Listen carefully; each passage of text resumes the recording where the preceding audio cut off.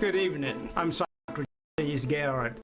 We're broadcasting live from right here in Jackson, Mississippi, the heart of the Deep South, right here in the African-American-owned broadcasting studio. We believe digital.com, our own platform.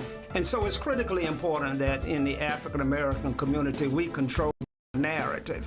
I look forward to receiving opportunities to show and advertise your products for goods and services and to move your brand along in this community. We're broadcasting live on Facebook. When We Believe Digital Podcast, go to Roku and download our app, and We Believe Global, with shows like this to bring articulate, intelligent conversations and dialogue to our platform. So I'm here to continue sounding the alarm. This is how the South is going to rise again.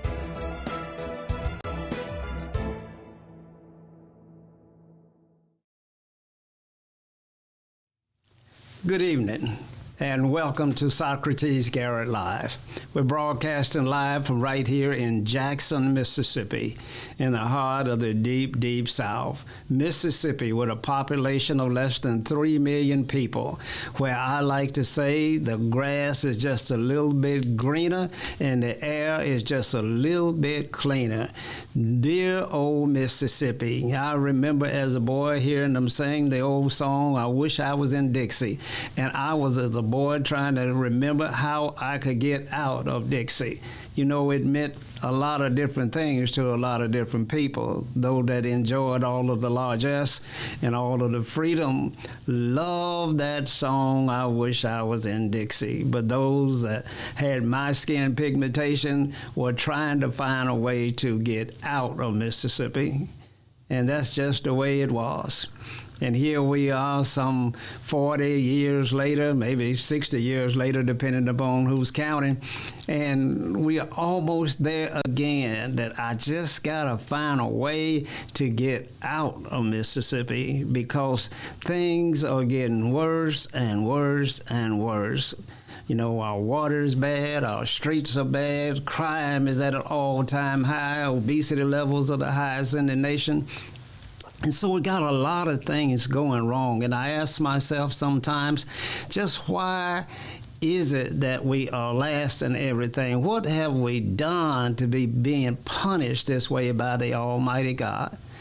And I know that we haven't done anything deserving of this kind of treatment. And so we got to find solutions to it. Because if in fact it's true that the air is just a little bit cleaner and the grass is just a little bit greener, then Mississippi ought to be an oasis. It ought to be a place where people are flocking to the way they flocked out of here during the Industrial Revolution. This ought to be the destination spot. We got everything that's required to make it that except leadership. Leadership. That's what we're lacking. And we fight with one another, and we turn on one another, and we talk about one another, and we talk about our city and our state. And our governor says it's a great day to be out of Jackson, Mississippi, and that's the capital of Mississippi. It's a great day for the governor to be outside of his own capital, where the mansion where he lives and resides. He's happy to be gone out of Mississippi. And it's that kind of mentality. And I can't give the mayor, who I think the world of as a person, but I can't give him a break. He said it's a great day to get out of the Metro Center Mall, to abandon the Metro Center Mall and move back downtown, where white folk are already doing extremely well, and the south side of our city is crumbling. Every day we see more and more people moving out and more destitute. It's becoming a food desert. You can't find anything to eat after 9 o'clock at night unless it's a fast food joint where you get to pick 5. And then we wonder why we're obese, and we wonder why we're the most unhealthy state in the nation, in the country. And we wonder why we have the highest prison incarceration rate of any state in the country, in any third world country. We got more people locked up in Mississippi than they do percentage per capita than they do anywhere in the world. And now I want you to understand very clearly why I'm here and why I'm fighting for this, because this is my home. This is the legacy of my lineage. This is where my grandfather and his father and all of them resided here. And down the line, they always said, as they did in Africa during the movie Roots, when a baby was born, they'd hold it up toward the moon and say, "Are you the one? Are you the one that's going to lead us out of this condition that we find ourselves in, or will we have to wait for another to be born if you're not the one?" And I ask myself, am I going to make this place a better place to live and work than I found it? And every day I work extremely hard to try and get that done. But the clock is running out on us. I realize that many of us are in the fourth quarter, in that season where we have to change our philosophy of growth and risk and daring and taking risks to a more conservative approach. Conservative to the extent that we don't say nothing anymore when loud music is being played at the red light and young black folk are acting out of order. We don't say anything. We roll our windows up and hope they don't notice us. And so I realize that as you get that season in your life, that your main goal is to try to make it home safely and try to not let anybody see you. You want to blend in and think that you can find some shelter and comfort inside the middle of the group.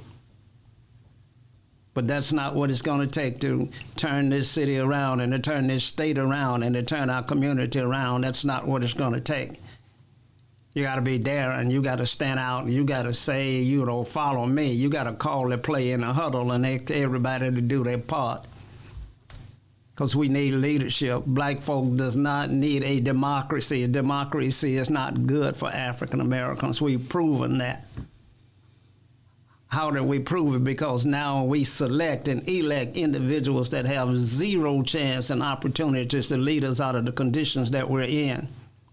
We choose them based upon the struggles of our fathers and our forefathers from when Martin Luther King died and gave his life for, that we have no allegiance to, no ties to whatsoever. But if we can recite the "I Have a Dream" speech louder than anyone else, then you think that you're qualified to run and be a leader in our community, in our state. And that's what the problem is. And so we're losing our leaders every day. Those that gave their lives and were committed to trying to make a difference are getting older and older, and the clock is ticking and ticking. And if we don't make connection with them now, then all of that history and that knowledge and that survival instinct and what worked for us the first time, I know I can go back to what works because I remember that. If you can't go back to what you knew worked one time, then you always forever starting over at the very back of the line, and you will never progress and catch up and win because you keep starting over. And so, I want to introduce my co-host as always. But first, let me just do a little housekeeping here. If you're watching us on Facebook, then we want you to share this program with your friends and family. We want you to send us stars. Help finance this program. It's critically important. If you're watching us on YouTube, then go on and subscribe to our channel. There are multiple shows and multiple programs that you can get involved with. If you're watching us on YouTube, subscribe. We need your help there. We gotta monetize this channel. For those of you that are watching us on WeBelieveDigital.com, hit the donate button. Hit the donate button. Send us some fuel, some money that is required to keep this program going and move it on to the next level. Our goal and our desires is not to be the run-of-the-mill, some average broadcast station. We want to be the very, very best, because that's what we strive for, excellence. We may not reach it, we may not get there, but that doesn't matter. You know, let it be known that you gave everything that you had in the process of trying to get there, and your legacy will be intact. Now, I want to introduce, as always, my co-host, Dr. Eldridge Henderson, a man amongst men, a man that was born on the Mississippi Delta Plantation and is now Dr. Eldridge Henderson, the most sought-after speaker in Mississippi. If you have a need for a speaker for your churches or schools or community organization, he is your guy. Not only is he book smart, but he's street smart. He learned how to live and how to survive from that humble beginning on the plantation to today. He is one of the most sought after speakers and lecturers, and he's teaching and guiding and training our young folk. Dr. Henderson, it's always good to be in the studio with you. How have you been, sir? Well, thank you, though. Thank you for saying that. And I've been good, very good. You know, I always tell you, my goal every day is to try to reach 100%. I'm a little hoarse now, so I would have to give myself a rating of about 92%. But before 9 o'clock, I will be around 100% because I'm going back to work when I leave here, get myself together. I will take a 30-minute nap and then get myself moving until about 9 o'clock. I've been at work since about 8 a.m., and I think I'll be ready to go at 9 p.m. Now, that's a 12, 13-hour shift. I've been doing this for at least 60 years. 60 years? 60 years. Never known anything about an 8-hour job other than to have that so-called 8-hour job and then move to another one before I would go home for another 4, 6, or 8 hours. Doc, I know exactly what you're saying. I feel you. Sometimes I've had to say to young folk that found themselves working at McDonald's or some other fast food company or some company that was paying $7.50 an hour based upon the minimum wage in Mississippi, which we refuse to raise in Mississippi, like we refuse to expand Medicaid in Mississippi. And so the young folk find themselves in that low-paying condition where they're underemployed. They're not unemployed, but they're underemployed. And they're making $7 an hour. And they asked me, what can you do about it? And I said, well, the first thing that you can do is you can start making $14 an hour immediately. And they said, well, how am I going to do that? I said, well, get you another 8-hour shift. Now, instead of you getting 8-hour shift, you got a 16-hour shift for $7 an hour, so you got a raise. But now the key to that is a blessing if you know what to do with that second 8-hour shift. Okay. My job was to save 100% of that money and invest it in real estate or mutual funds. And I didn't know much about it at the time, but I heard it was something to do. And I would get specialists to give me advice on what to do with it. And after about 15 years, I didn't have to work but one job for other people. And I started working then another 8 hours after I continued to work for others for myself. And then invested, saved, told others how to do the same, and started talking about collective economic development.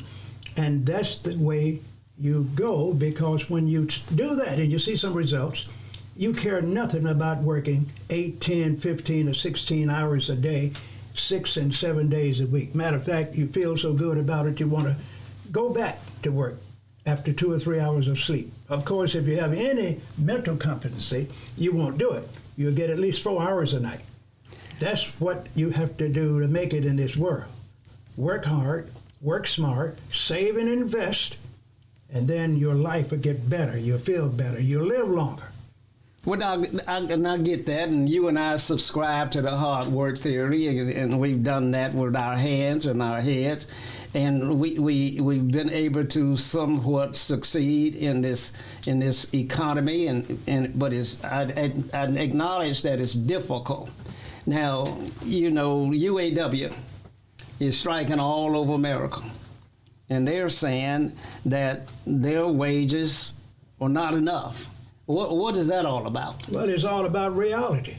Their wages are not enough, and the reason they are working for what I call slave prices or slave wage is because they gave those higher-ups in the company the leverage they needed to stay in business and pay themselves millions of dollars while they say, I want to keep my job and I want to give the management an opportunity to expand, pay their bills, get new contracts.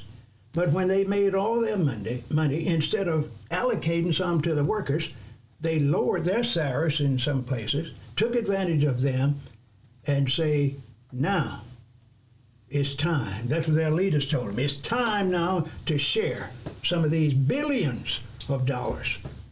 And they did the right thing. They should have probably done it about 5 years before now, of course. Well, the union has always been powerful. We're going to come back to that right after this station break. We're getting ready to go to break, and if you're watching us on Facebook, remember, share this program with your friends and family and send us stars. If you're watching us on YouTube, hit the subscribe button. We need you to help us grow our subscriptions. If you're watching us on WeBelieveDigital.com, hit the donate button and share this program with your friends and family. This is We Believe Digital. We're going to a station break and we'll be right back. Stay tuned.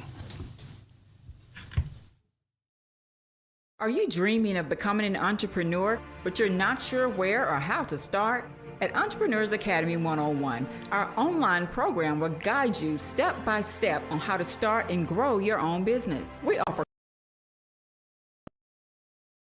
such as how to write a business plan, how to create a budget, and so much more. Our online training program is designed for you to learn at your own pace, and there's no set order to complete this program. Because our academy is online, you have the choice to learn with a group, with friends, or individually. Upon completion of the entire curriculum, you will receive a certificate of achievement to acknowledge that you have completed the training needed to become a successful entrepreneur. So enroll today to design the life that you love. Contact your entrepreneur coach, Brenda Myers, at 601-672-0695 or visit our website at www.entrepreneursacademy101.com for more information.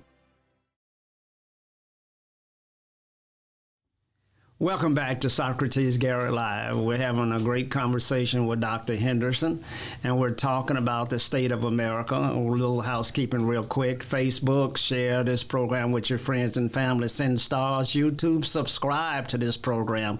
We Believe Digital, hit the donate button and share this program with your friends and family. Doc, let's get right back to it. UAW says there's a problem here. They said the wealth gap between management and the labor is too wide. What say you? I say it's correct. Matter of fact, it's double too wide. Now you imagine some of those executives are making $3 and $4 million a year, and some of the workers on the line making $13 and $14 and $15 an hour. Mm-hmm. They can't. Say that again now. Some of the executives making $3 and $4 million per year, and all they do is delegate their work down line to some vice president, some manager, some director, and they are making $60,000 to $150,000 a year. And then those managers direct their information down to the line people and pay them a non-livable wage and expect them to produce.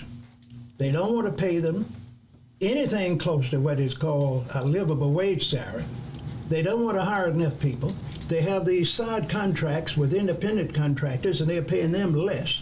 They don't have good benefits, and those workers should strike and demand 50% increase instead of 40%, and all kinds of increases every 3 to 5 years, plus other benefits, because it's a historical disgrace for the top 2% to make 90% of the profit. Wow. Now, Doc, I even recall that this wealth gap was the root cause of Martin Luther King being in Memphis, Tennessee, when he was assassinated. So I guess this is something that's been an issue for a long, long time between management and workers. That's right, since the colonial period. It's always been that way in America and in the European world. And to be fair, in the world, wherever they had leaders, the leaders always made the money channeled into their coffers for their friends and their family and for their offshore bank accounts. And that's in Africa, Asia, Europe, Latin America, and everywhere, because the workers and the people allow it to happen. All they do is criticize those kind of folks, but they don't organize to do anything about it other than saying that is not the thing to do, and we're going to criticize some more. We're going to go and file a suit against them, which if they lose, they're going to appeal it to the next courts, and that might take 10 years before it's resolved, and most of the people that started the protest retired or dead. Well, let's talk about Mississippi for a minute. This is a right-to-work state. We don't believe in unions in Mississippi. No, you mean the leaders don't believe in unions? Well, what does it mean when we say Mississippi is a right-to-work state? Well, that means that you can work for any salary you can get from your employer. They are anti-union in this state. There are just a few unions in Mississippi. They are what I call offshoots of national organizations, but they don't favor unionism in the state of Mississippi, in most southern states, because that is usually better for the people. They have usually more benefits, they have more job security, and they usually make higher wages per hour. And they have a seniority system where you can always elevate yourself if you want to do so by getting additional training. So you might start off as a line person in production, and in 5 or 10 years you might be middle management or a director of a major unit where you used to be a line worker making $40, $50, $60, $75 an hour. 10 years prior, you were making 13. Wow. But now in Mississippi, and then back in that period of time that was not that long ago in the 1900s, that we were all picking cotton. I never heard anybody talk about a union then. Well, they talked about it, but you didn't hear it no more than what you heard sitting around the barbershop. You didn't hear it as a public proclamation, because that would be a good death sentence if you were on the plantation talking about two things: unions and voting. I guarantee you, when the word was given by some of your peers to the plantation owner or to the corporate executive, you were either shot, burned out, or beat half to death and given that notice to get out of my property in 12 hours or less, or right now. So when you were a boy, you couldn't talk about no union, you couldn't talk about no voting, and you couldn't talk about no white woman. And unfair wages. And unfair wages. When you go and get your settlement, Mr. Socrates, and you were already in debt prior to the settlement, had your books that you put together showing that you were going to pay all your bills and get $200 or $300, and then you leave the store and you owed $300. You couldn't go back and protest that and show your records. You didn't supposed to have any records. There was only one record, and that was the record of the plantation owner and his underlings. And so you'd have no records. You have no rights. You had one book that they allowed you to have, and that was called the Bible, I believe. That's right. You know, you didn't have no school book. Well, you had one, but many of the pages were not there. It had been used at least 5 or 7 years by the white students in the community, and then you would get that old ragged How book. did you know it was used by the white students? Well, their names would be in it. The name of the school, the individual names. And if you live, for instance, in Newton County, you would know some of their family last names, and you would know their children and their grandchildren in many instances, and you would see them. And many times, if you live close by them, you would play with them until they got around 10 or 11. And after then, you had to call them Mister. I lived through that experience with a guy named Joe. We called him Joe for years. When he got about 12, 13, or 14, his daddy put him in the store to work as a little cashier, and went in there one day we had to call him Mr. Joe. No, boy, I He know. said, my daddy said, you can't call me Joe anymore. You got to call me Mr. Joe. And I stopped going to that store, and I was sending my brother in there to do something. But I stopped going. That had to be hard. It was tough, man. That had to be hard, Mr. Joe. Because we were living on the plantation, on his daddy's plantation.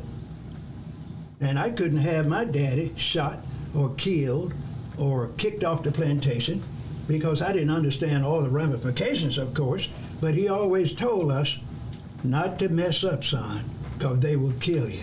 They'll make us move. We're not able to move at this time, but we're going to do better later on. That's what he would say. Wow.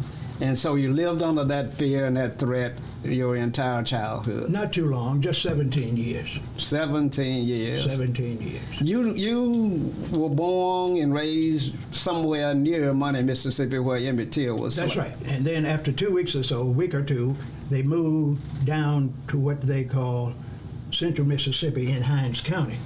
And we were way down in what we call the Brownsville Orange Hill community. That's what we call the real slave quarters, where you didn't have gravel roads, even in the black community. You didn't have telephone lines. You didn't have water lines down in that area. And you just had fields and fields and fields, and a little black church here and there all over that little black slave community until you got to Bolton, Clinton, or Raymond. Wow. And so your life experiences brought you through all of that. That's right. How old were you when Emmett Till was killed?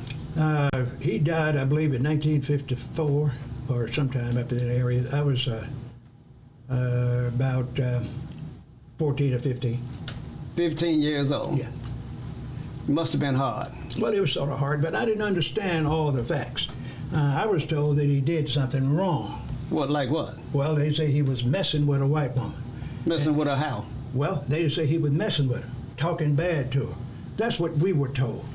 You know, back in those days. Did he touch her? Well, they didn't say he did. I found out later he was alleged to have whistled at her. But during that time, you know, we didn't have newspapers. We didn't get a newspaper. The radio didn't have a battery in it all the time. We didn't have electricity, so naturally you couldn't plug your radio in. If you had a battery, it went out, you might not get another one for 2 or 3 months. Or you might go and visit someone and listen to their radio, but you didn't have time for that kind of stuff. That was for people that had the time to listen to radio and so forth. Did the blacks in Money, Mississippi, and up in that part of the country, did they march and protest? No, they didn't. They wanted to, I'm quite sure, but they knew that the same thing would happen to them. See, during those days, as you know, and the history will show you, those European Americans, Mississippians and others from all over the South could walk into your house and take your son, your daughter, your wife, or whatever, and take them out and do anything they want with them and bring them back. And you didn't have no appeal process. You couldn't go to the sheriff. You couldn't go to the local judge. You shouldn't go to your so-called plantation owner because all of them worked on the same agenda. They had the same constitution to live by. We make all the money, and we keep all the black folks broke. That's And philosophy. subversives. That Yeah. philosophy seems to be the same thing they're fighting about today. Of It's course just, it is. you know, the poor whites and blacks, will they ever come together? Never. That would I never mean, happen. they're in the same condition. The treatment is the same. The treatment is the same. But there's one thing that black folks don't have going for them. What's that? They're not going to ever be white. Even though a lot of these white poor folks know one thing, that I'm not black and I will never be black. One day I might be able to move up economically and be white, like my rich boss. See, a lot of those guys lived on the plantation. You espousing that blacks have a dream to be white. Well, they did, according to the history, and your good boys like Martin Luther King Jr., Dr. Martin Luther King, a lot of his associates, Reverend Jesse Jackson, and many others, they advocated integration, being like white folks. They didn't talk about economic development, pooling resources, and blacks owning their own means of production, distribution, and exchange. said, we want to get rid of all of that.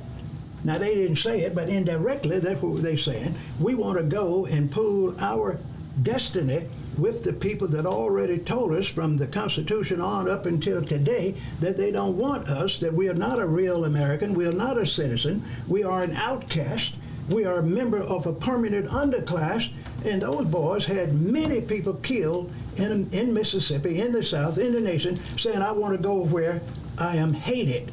And the liberals even told King and others, if you keep on acting this way and talking about parity in economic development and stop refusing to change and get back to praying and marching and sitting in, we're going to put you on the blacklist. Be careful here, Doc. Be careful here now. You're saying that white folk have ordained us and allowed us to pray, march, and sit in. That's correct.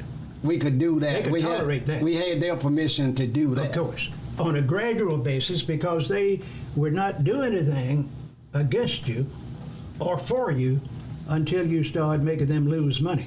And then they will call the so-called local leaders, usually started with the preacher, and say, you all come on down here, let's talk a little bit. So we're going to let Mary Jane work in the store down here, and she's going to be a clerk during the evenings when black folks get off work, come on Saturdays, and she can do her cooking and cleaning during the regular days.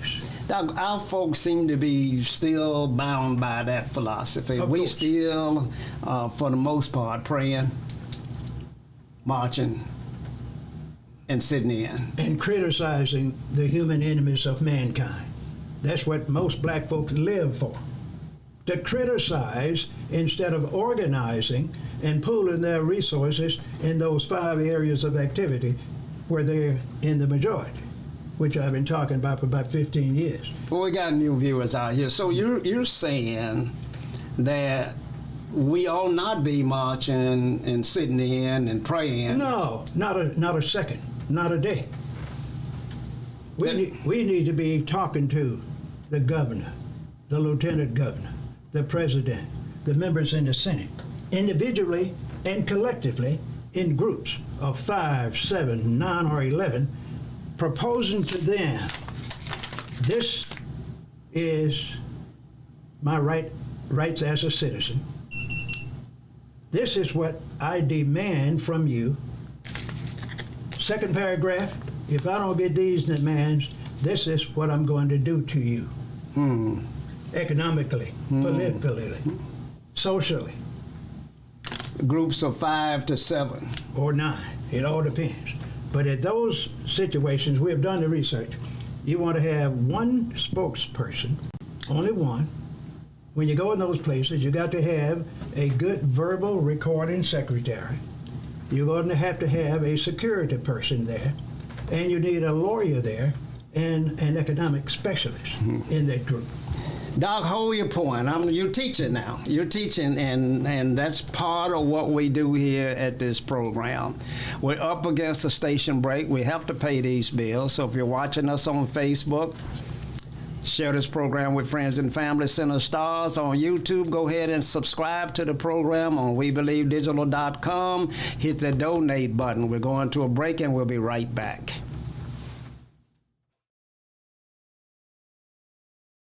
Have you had your Earthblend coffee today? At Earthblend Coffee, we take pride in offering you the very best of beans across the world, blended and roasted to perfection, giving you superior quality and satisfying and flavorful taste. Experience the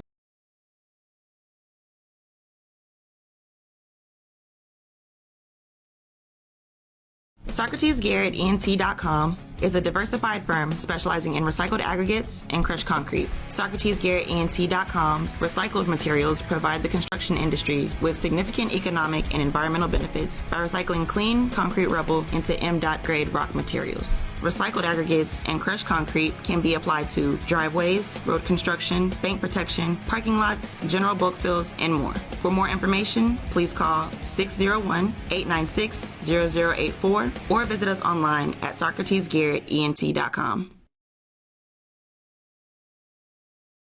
Welcome back to Socrates Garrett Live. We're broadcasting live right here in Jackson, Mississippi, in the deep, deep South, in Mississippi, where African Americans have made more sacrifices and made more contribution than any other ethnic group in the world.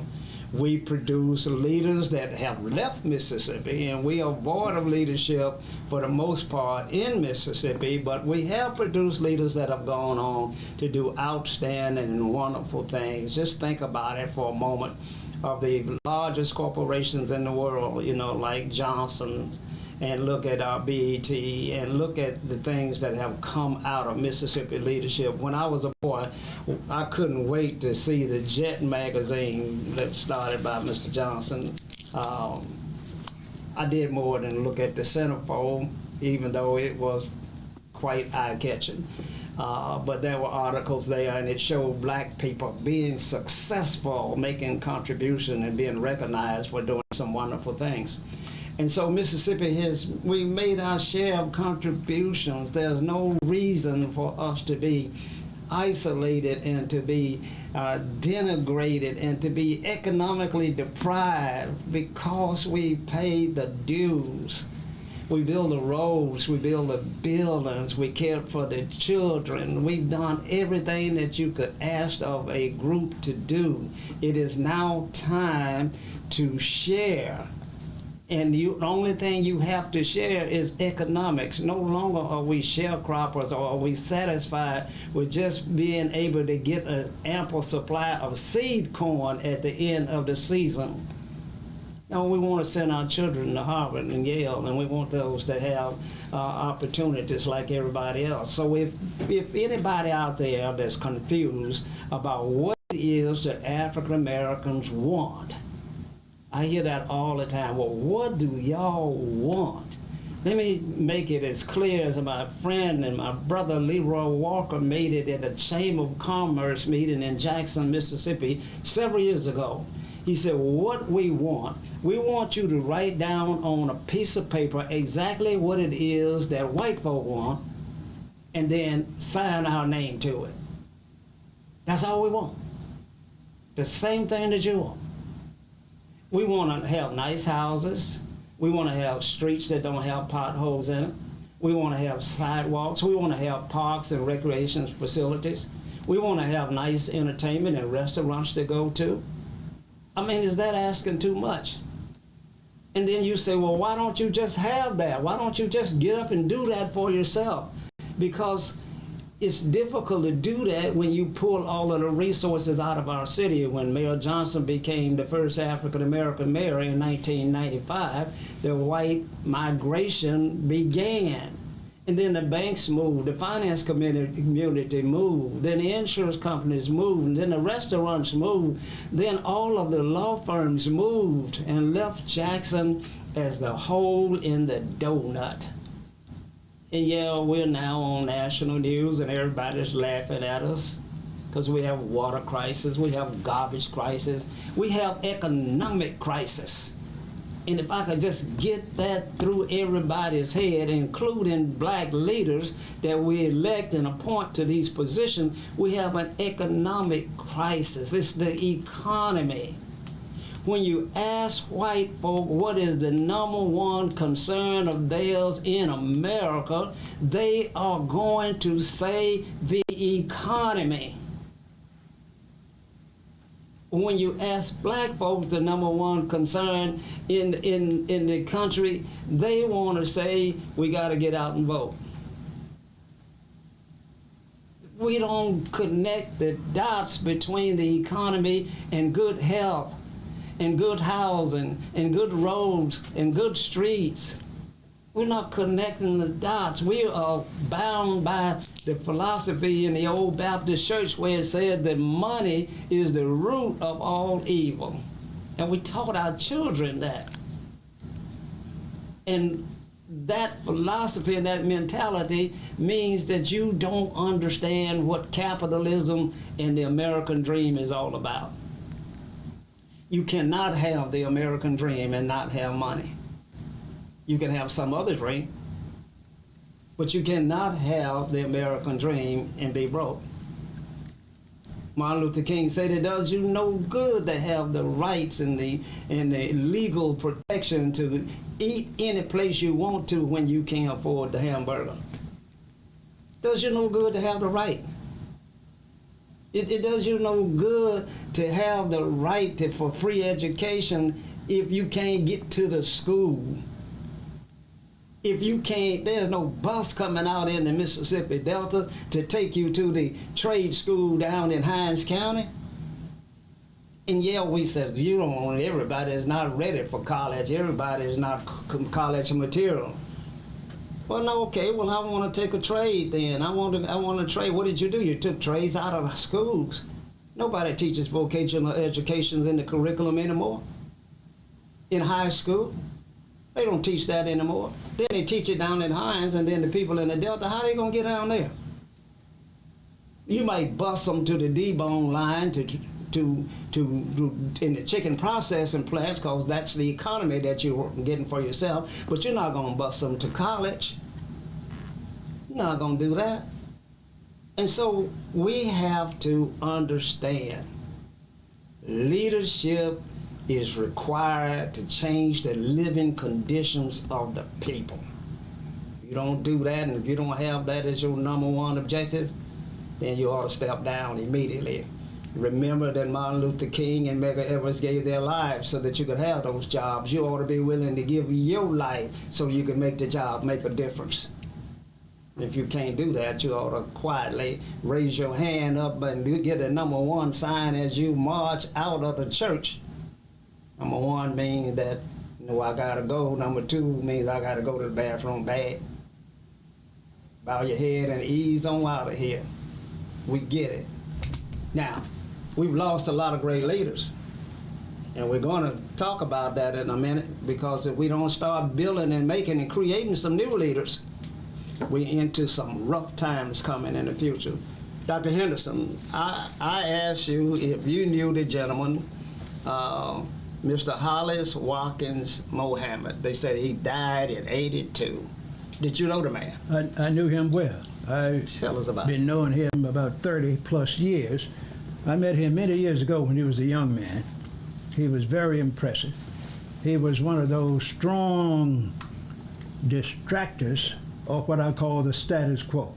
He was the man that you were talking about and don't even realize you were talking about it. He was the man that lived 82 years, and he was a trainer of leaders. He believed in organizational management. He believed in pooling resources. He believed that you had to train your own leaders and put them in positions of responsibility. That's what he almost died for many times. That's what he went to jail for time and time after time. He was fighting for black independence economically. He was fighting for black leaderships that were not contaminated by the human enemies of mankind.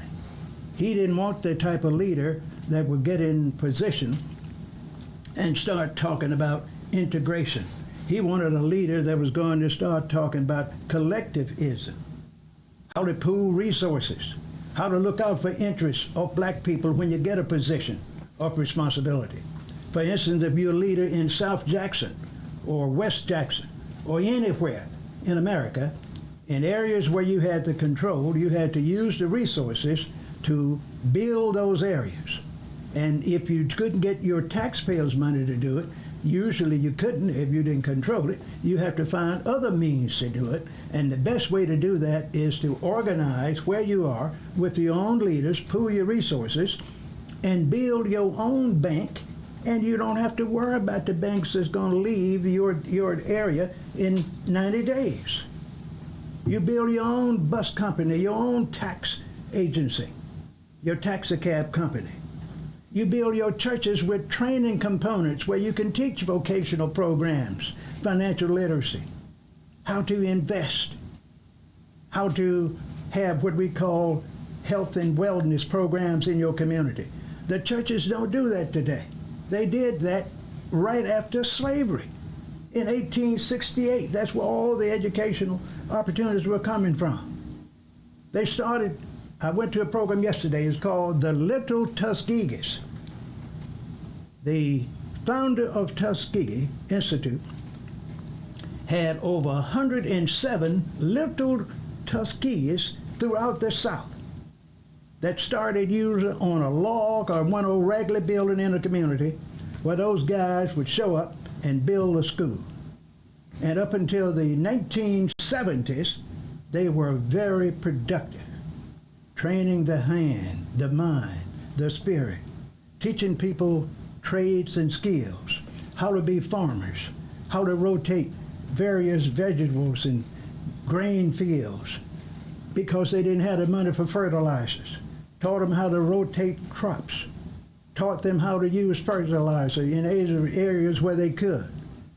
They had so many great programs through these little Tuskegees with leadership like Mr. Mohammed, where you pool your resources, found the money you needed if you couldn't get it from the government. In most cases, the government not going to give you enough money to improve your economic status. You have to go other places and teach people how to do one thing, and all of these small little Tuskegees did just what Mr. Watkins Muhammad taught. Build your own. Use your own resources. And for instance, if you had a farm down in the Delta, where you just might have owned a few acres of land, that little Tuskegee wagon would come to your farm. It's just like an Amazon truck with all the things you need. Will show you how to rotate your crops, talk to you about fertilizer, talk to you about planting different food items so you won't have to go to the racist store and buy stuff that's inflated in the prices. Then they talked about the fact that you need to now get your kids trained. We have an institution for you. Send them to me, whether you can afford it or not. I'll taught you how to farm. You bring me 5 chickens, 50 bushels of corn, or whatever, and your child, girl and boy, can move on this campus and work and learn a skill. And then while they are doing this, you buy a house site, buy 5 acres, buy 30 acres, buy 500 acres, buy 1,000 acres in your community. Build your own sawmill, your own molasses factory. Build your own brickyard. That's what you need to do. That's what those little Tuskegees taught folks. And then had old boy coming along called Du Bois. He was against all that. He said, no, that ain't the way to go. Black folks don't need to learn how to be able to provide for themselves through production and distribution of their own resources. They need to be able to go to Harvard and Yale and Princeton and learn how to be lawyers.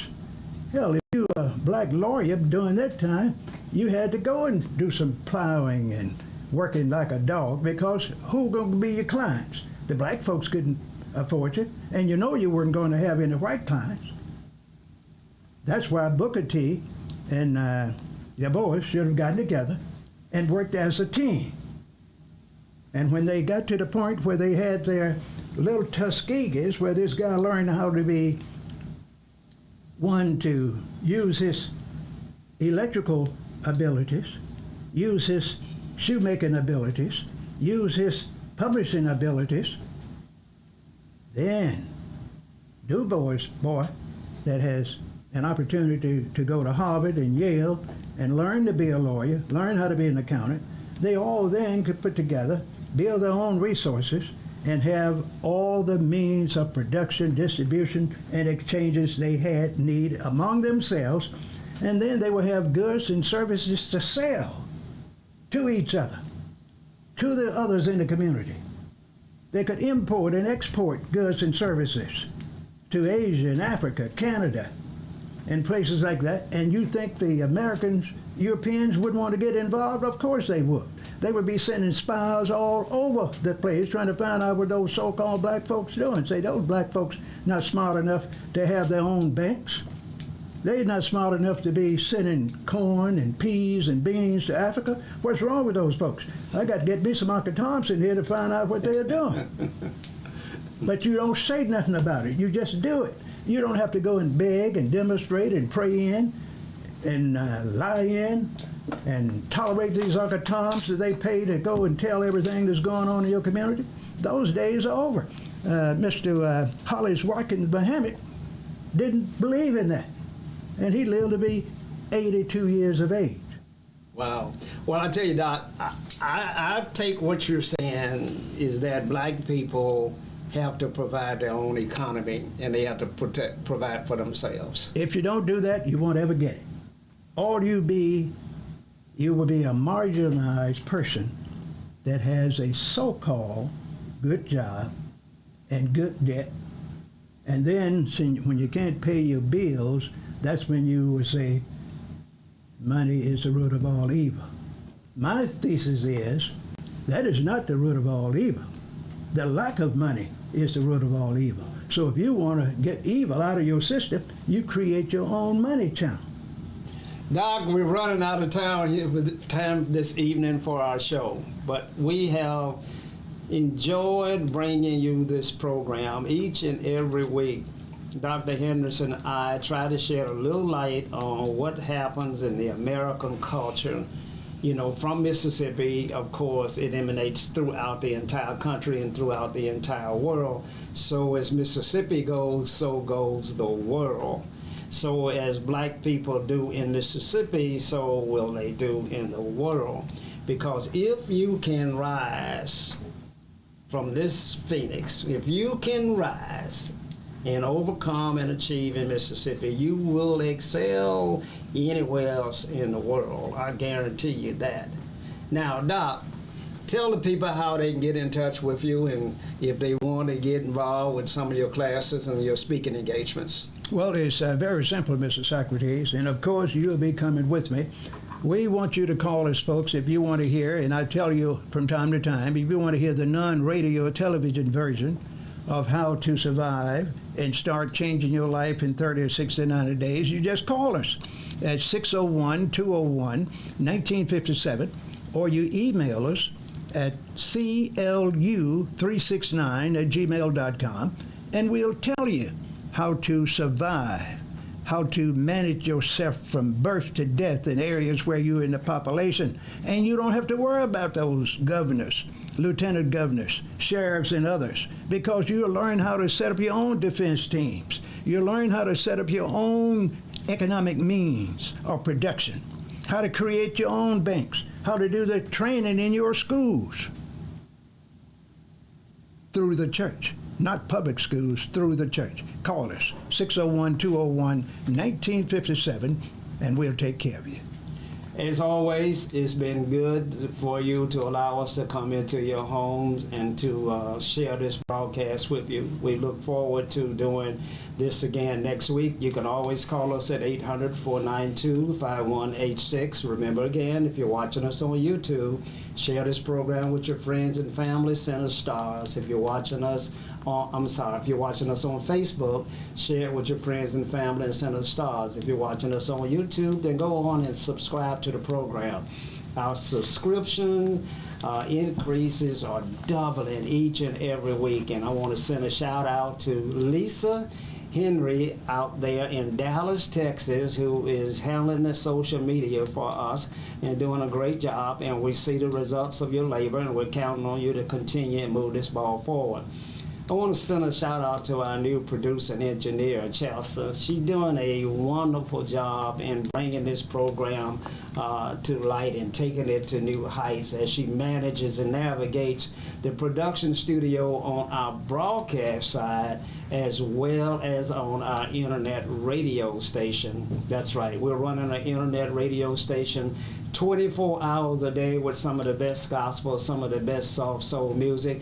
And from 1 to 3, you can hear Tavis Smiley, who's syndicating his program through We Believe Digital. That's right. And if you're out there and you have a program that you want to share with us, if you want to get your content out throughout the entire world, then contact us at 800-492-5186. We're looking forward to dealing with Abbott Elementary. Our friend out in California, Tony Locke, has put us in contact with the stars of that show, and they are going to be having a presence here on We Believe Digital. Now, before I close out this evening, my sister Ethel is in town. Ethel Hawthorne. She is in town. She is 82 years old, and she's in Jackson, Mississippi. She wants to go and look around and see things that she remember as a girl, and it is my pleasure to have her in Mississippi, and she is the queen, and we love her dearly. And we hope that God leaves her here and keeps her with us for the next 20 years, if that is her desire. And so I want to send a shout out to Ethel and remember how much we love and care for you. Your brother Coleman is on his way from Memphis, Tennessee to visit with you, as well as many of your cousins and nephews. All of your sisters are in town to see you, darling. And so we want to make absolutely certain that the world knows that you are one loved sister, because you've earned it. I remember as a boy that at 11 o'clock every day, Mama would tell you to leave the cotton field, and you were no more than if I was 5, that means you were 11, that you would have to leave that cotton field and go home and prepare a full course meal at 11 and 12 years old to feed 12 and 15 people by yourself at 11 years old. And you ran that house. Sometimes I used to beg for Mama to come home because you were a disciplinarian. You were rough. You would tear our behinds up. And you made absolute certain that when boys left that house during the day, they didn't come back during the day. You left in the morning, you didn't come back to the house till dark. Boys don't leave home now. They're laying up in the house. It's a shame, and it is not teaching manhood. You know, I want to close this program out, but I gotta ask Dr. Henderson to comment on the fact that how he was raised as a boy, and maybe his older brother or sister, what they meant to you. Well, it's the same. We didn't know anything about listening to our parents and not doing what they said. Now, every now and then, when you're young, you have one day where you are awakened with the strap, when you didn't move when your mother or your father told you to move. And I got mine, I think, when I was probably about 5 years of age. I hesitated for a few minutes and didn't get out of the bed. My father didn't give me a second chance. He came in without a word and gave me some positive stimulation with a belt. He didn't tell me to get up. He stimulated me. I jumped up. And every day for 17 years, when I would hear Mom get up to start cooking before day, I would wake up, and when I smelled that coffee, I would get up on my own. Well, Doc, she started cooking when? Before day. Before day. And eventually you had to make the fire first in the kitchen stove. And in about 10 or 15 minutes, she would put that old coffee in that hot water and start brewing that coffee. And it'd come through the house like drugs. That scent would be so strong. If you are about to wake up, you will automatically wake up, and then I'll know to rise and get out of there before Daddy started hollering. Because that first time when I didn't move, he gave me that encouragement, and I didn't want him to do it again. You didn't want to be stimulated anymore. No, I didn't. And that worked until I left there.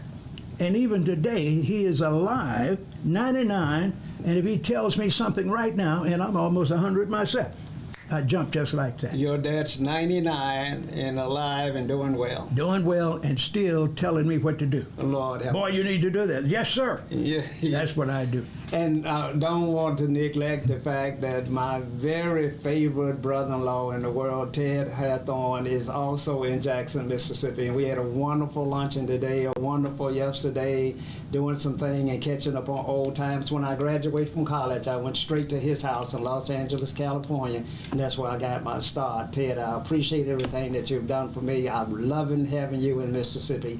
And your daughter, Stephanie, I can't say enough about the way she's taking care of her mother. I've not seen anybody pay that kind of attention to another human being.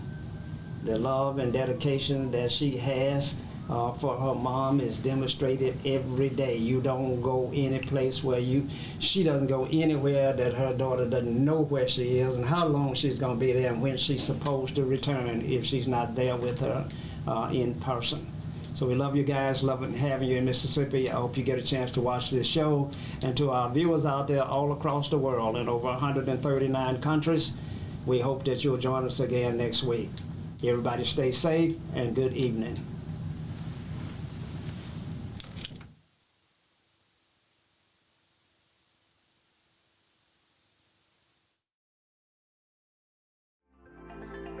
Looking for the hottest content in the city of Jackson and surrounding areas?